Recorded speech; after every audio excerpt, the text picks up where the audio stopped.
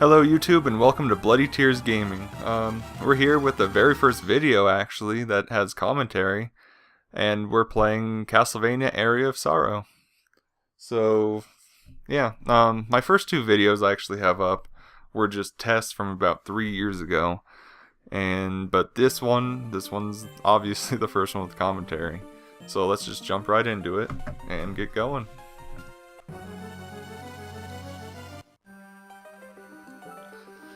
Alright, so my name, what I go by is Shiast, S-H-I-A-S-T. And so I'm gonna skip the story here, I'll just fill you guys in, basically. So you play as the character Soma Cruz here, and his friend, what is her name? Mina. And they go to a temple during a solar eclipse, and they end up getting sucked into Dracula's castle. And then they meet this guy who asks them some questions, and he's Genya Arikado. And yeah, so you get ambushed by enemies here, and he just kind of fucks them up. And you have to kill one thing. But you get your first soul. So for those of you who aren't familiar, this is a Metroidvania, which combines aspects of the original Castlevanias and Metroid. So as you journey through the castle, you end up getting different powers and abilities that let you explore more and more of the castle and help you find secrets that you weren't able to get to before. And so in this game, you get those through souls mostly. And these souls are whenever you kill an enemy, you have a chance of absorbing their soul. And some of them are offensive, some are defensive, and some help you move around. But yeah, see, like right there I killed 2, I didn't get a soul. So it's pretty random, it's pretty slim chance you get souls. There's one right there though. And they can stack up to 9 times. You get the same soul 9 times, it gets stronger. So that's pretty cool. Yeah. So you just journey along, you break candles for money and hearts, you know, standard stuff, everyday stuff. I don't know, I'm fighting these. They're not worth it.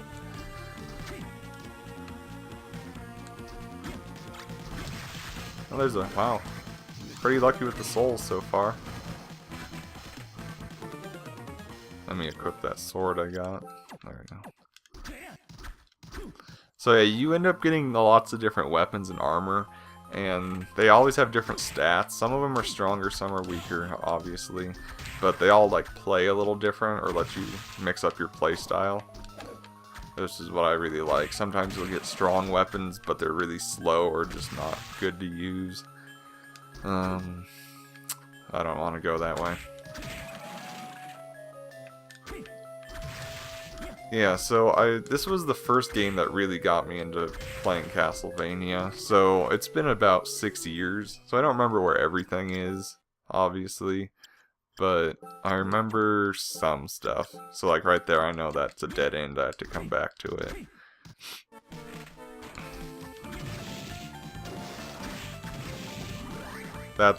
That's a ability you get, so it's always active. You don't have to equip that one. And this is the save point.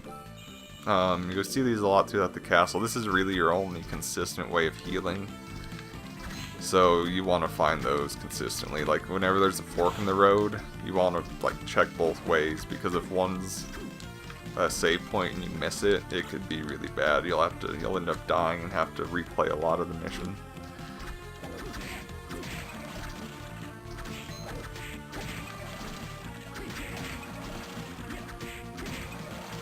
So yeah, this is the first game that got me into Castlevania.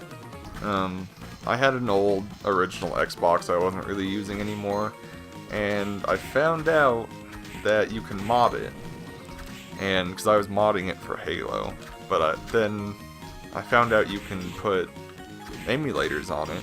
So I emulated the Game Boy Advance, and this was one of the top rated games, so I decided, you know, why not, check it out. So I played it, and I absolutely like fell in love with it right away. It was so much fun. Here's our first boss. So, fell in love with it. It was pretty cool. I 100% it actually. I got everything. Every soul up to 9. I got every item. Got absolutely everything in this game. There we go. But then, for whatever reason, I didn't continue playing Castlevania. Like, I had access to all the emulators, I don't know why I didn't. Until, like, maybe a year later, I finally put the PlayStation emulator on that Xbox and played the original Symphony of the Night, which was amazing. There's a reason everyone says it's one of the best games ever. It really helped define Castlevania into what it is, well, everyone loves it for, at least.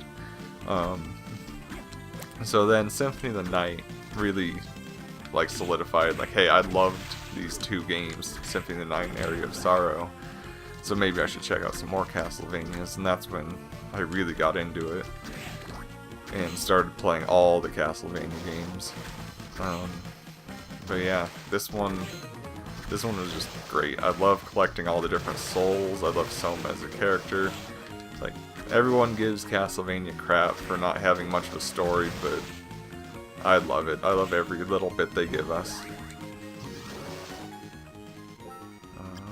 So here's our first movement item, which is the flying armor, something like that, which lets us glide a little bit.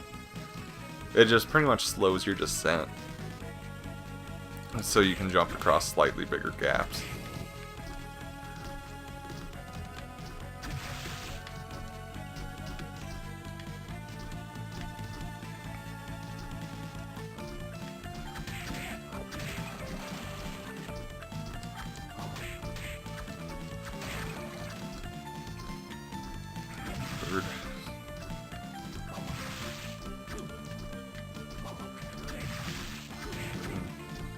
That guy has a pretty cool soul. It lets you put fire around you, so it's pretty useful for doing some extra damage.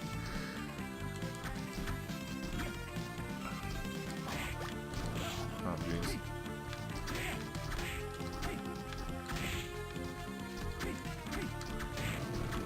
That guy can be pretty annoying. So, Castlevania games can get pretty hard. This one's not too bad, at least in the start. I don't remember quite how hard it gets, but like, as you can see right here, I'm pretty much just running through.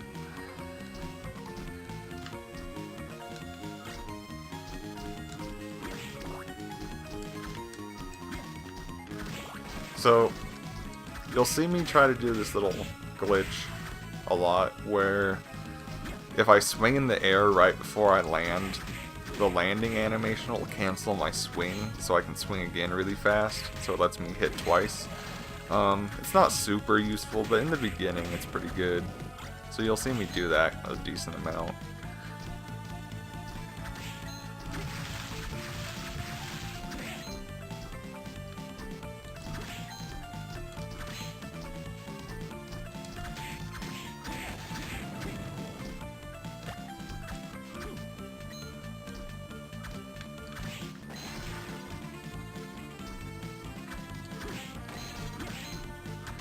Breaking candles for money.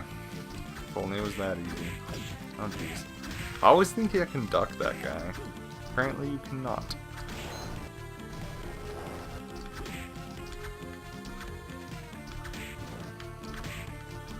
Oh jeez.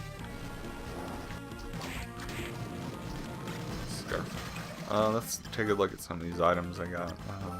Leather plate's better. I like the pendant for the extra luck. It's not much, but if it helps me get souls quicker, souls can really make boss fights a lot faster. Plus, I'm a bit of a completionist, so I really like collecting all the souls and seeing what they do. I'm a little hurt.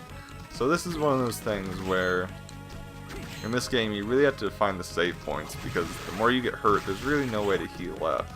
And you need to find the next save point, so if you don't know where the next one's at, it can get kind of scary.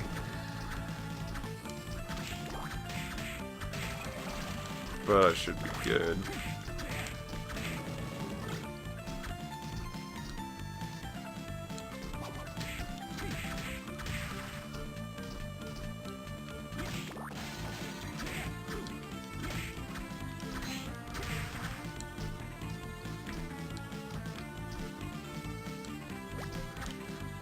So a lot of my playstyle for this one is going to come from one of the Castlevania games called Harmony of Despair, which was originally on the Xbox 360 marketplace. And there's not quite a game like it.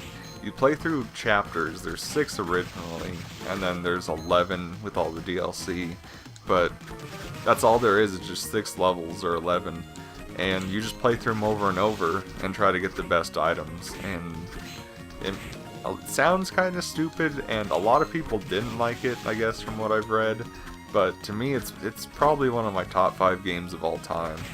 I put so many hours into that, so a lot of the playstyle for this one comes from playing that. Because that game is absolutely brutal. When you first start off without good equipment, you have to know every attack pattern of every enemy, or else you die so quick.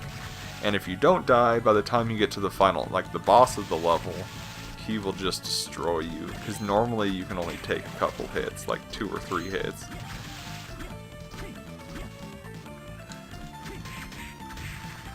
So this game's a bit more forgiving, at least in the start. Like I said, I don't quite remember how hard it gets. I know the final boss was pretty intense if you didn't have good souls.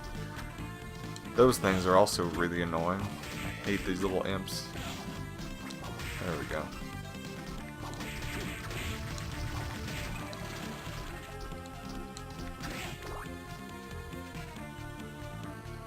That's one of those items you need a different ability to get to.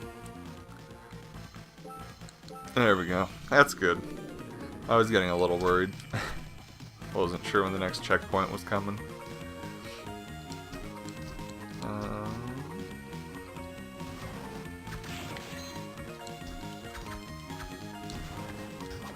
Oh jeez, he throws grenades.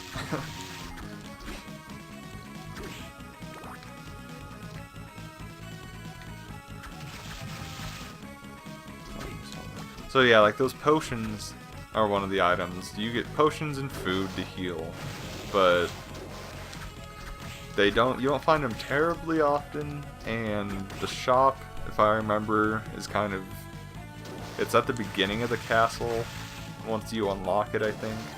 So it's kind of annoying to go to as well. So normally I just really try to rely on not using any use items. There's some money though. I'm trying to remember also to try to swing at some walls so I can find some secrets, but I'll probably forget as I go. I always do.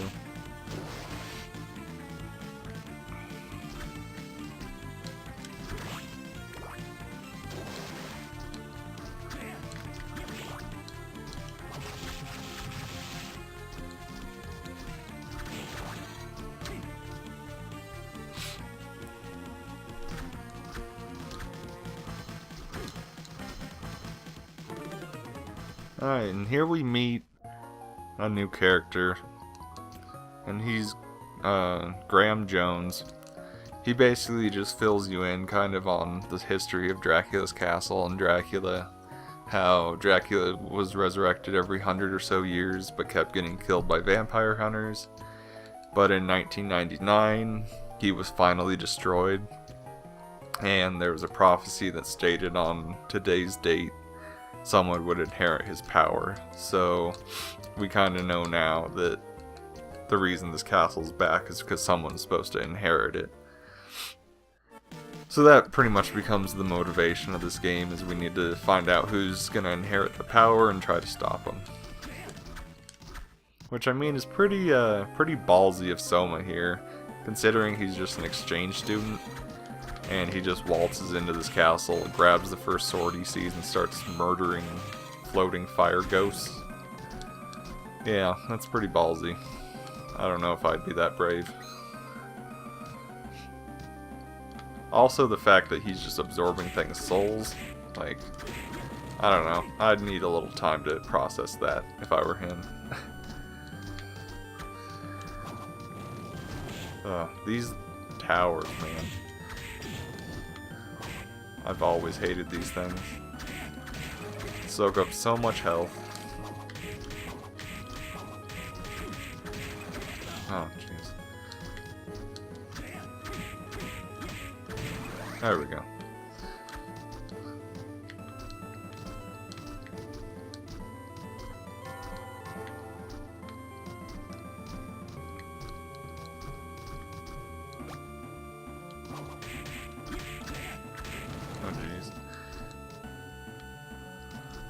See, these bone towers.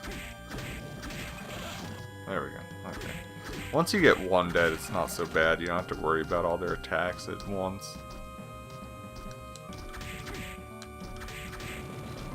These, I believe, you need a new ability to get to. I think they increase your maximum health and magic, but I can't quite remember.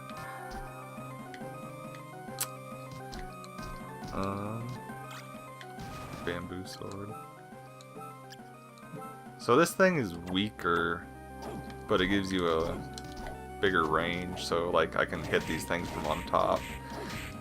So this was what I was talking about, where some items, like, they may be weaker, but they have different usabilities.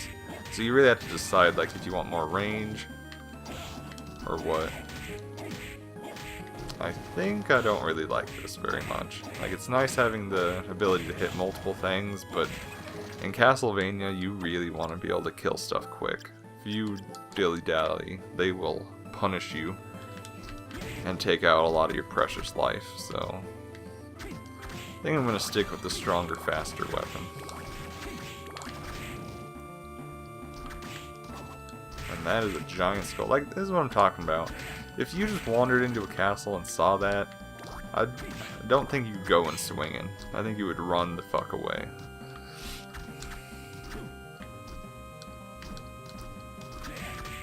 Oh, there's a weapon up here. Rapier, and it's stronger. It's pretty similar to the sword we had, a little stronger, so that's nice. Take these things down quicker. It also swings a little different. I think you can swipe things a bit more. Did I get him?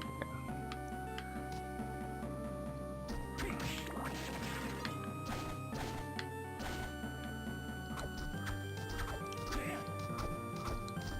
Oh shit. These things too, what is going on?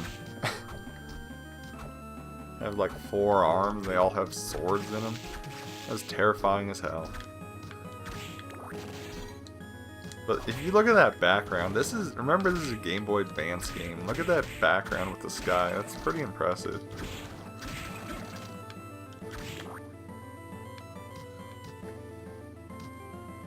This whole game, it's pretty massive for a Game Boy game, and it's just beautiful for what limited technology they had.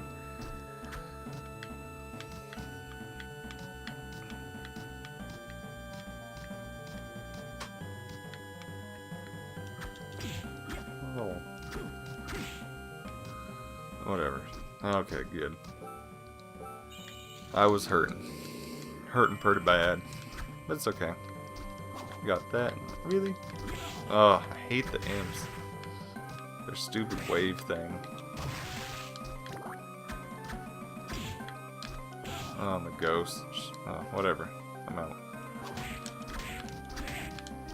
This guy, I remember this guy here. He's so useless. Like, he just throws rocks into the ceiling and can't hit you. Okay. So this door, these blue doors mean boss, so time for a second boss. Oh. I remember this guy being pretty brutal, but I'd never played a Castlevania, so he might actually not be too bad. Oh, jeez. I think he's more intended to teach you how to backdash. This seems pretty, yeah, that's pretty easy.